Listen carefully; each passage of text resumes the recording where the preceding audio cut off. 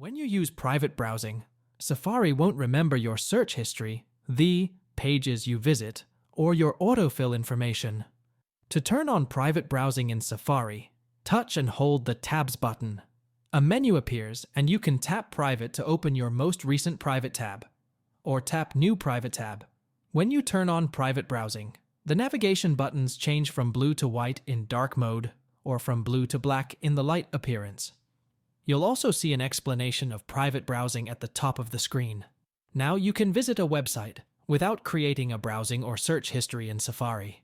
To turn off private browsing, touch and hold the Tabs button again, and tap Tabs.